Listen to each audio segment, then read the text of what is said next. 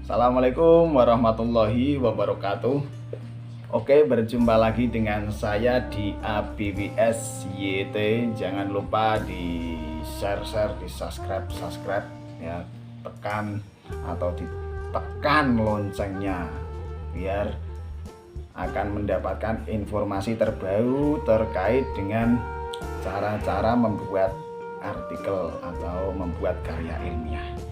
Untuk yang pertama, bukan yang pertama ya, ini kan sudah konten yang ketiga.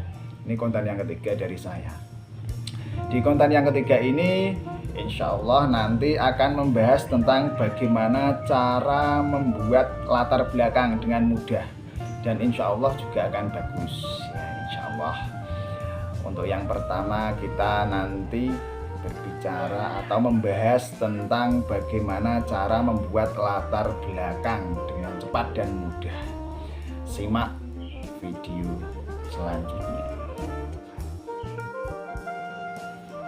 Oke, bisa dilanjutkan bahwa dalam penulisan karya ilmiah atau skripsi ya, skripsi itu diantaranya ada format yang terpenting yaitu latar belakang masalah.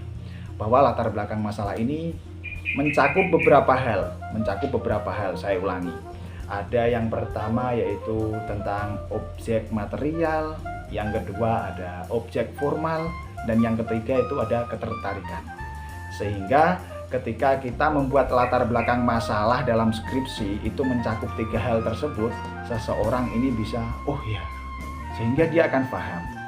Sudah membaca latar belakang masalah kita itu sudah paham tentang apa yang nanti kita teliti. Nah, biasanya latar belakang itu terdiri dari satu ataupun dua halaman atau dua lampir ya, yang mewakili semuanya. Ada tadi yang nomor satu mencakup tentang objek material, yang kedua objek formal, yang ketiga tentang ketertarikan, dan ketiga itu akan kita urai bersama-sama. Oke, bahwa di dalam latar belakang masalah itu kan tadi sudah saya sebutkan mencakup tiga hal. Yang pertama, objek materialistis atau objek material.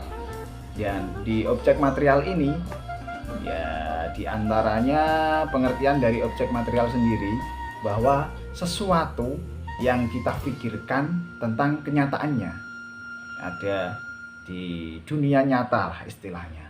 Bagaimana sih permasalahan ini sedang terjadi? Bagaimana sih kenyataannya sedang terjadi? Bagaimana realitanya sedang terjadi? Sehingga apa yang kita dapatkan itu kita tulis. Kita tulis semuanya, jangan hiraukan bagaimana kemana nggak usah. Mungkin ada permasalahan kita tulis sesuai dengan realitasnya saja. Sehingga nanti kita akan tahu, oh ya ini masalahnya seperti ini, kita baca lagi, diulang-ulang, sehingga kita mendapatkan sebuah jawaban dari permasalahan itu tadi. Contoh saja yang saat itu kita pikirkan, yaitu hambatan-hambatan yang memengaruhi tentang kecerdasan anak, atau faktor-faktor yang memengaruhi hambatan prestasi belajar siswa ya. Apa yang kita pikirkan, apa yang ada realitanya, kita tulis saja. Pokoknya ditulis, entah nanti bagaimana hasilnya kita serahkan untuk yang terakhir kalinya, nanti kita baca ulang. Sehingga yang dinamakan objek material yaitu tadi tentang permasalahan yang kita hadapi yang sedang ada sesuai dengan realitanya, itu namanya objek material. Dan jangan lupa objek atau masalah itu ditulis satu ataupun dua paragraf, yang artinya kita sudah memiliki rancangannya yang pertama. Untuk rumusan masalah yang keduanya, rumusannya, caranya yaitu mengkaji tentang objek formal. Apa sih objek formal itu? Objek formal yaitu cara untuk mengkaji ilmu yang ada di situ atau perspektif ilmu apa yang digunakan, sehingga tahu bagaimana cara penyelesaiannya. Misalnya pendekatan apa yang akan digunakan dalam penyelesaian, akan tahu bagaimana atau pendekatan apa yang digunakan dalam menyelesaikan masalah tersebut. Atau saja tadi tentang masalah hambatan dalam permasalahan siswa, yang artinya pendekatan apa sih yang kita gunakan. Nah, itu dijawab di situ. Misalnya kita menyelesaikan hambatan itu atau permasalahan itu menggunakan ilmu bla bla bla bla. Nah, itu yang namanya objek formal. Sehingga kita akan tahu pemecahan masalahnya seperti apa. Nah, itu yang kedua. Sedangkan yang ketiga tadi apa? Ketertarikan. Yang ketiga itu ketertarikan. Misalnya setelah kita tahu masalahnya, tahu pemecahan masalahnya, sehingga saya tertarik akan meneliti masalah ini. Kan kita sudah tahu objek materialnya seperti apa, formalnya seperti apa. Selanjutnya yang terakhir ini ketertarikan.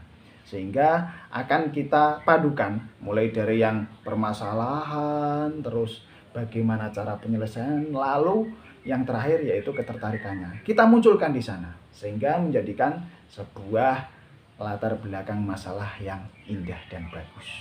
Mungkin dari saya seperti itu, kurang lebihnya saya mohon maaf. Apabila ada pertanyaan atau konsultasi, saya akan melayaninya dengan gratis. Jangan lupa di deskripsi nanti akan saya tulis di deskripsi nomor WA saya.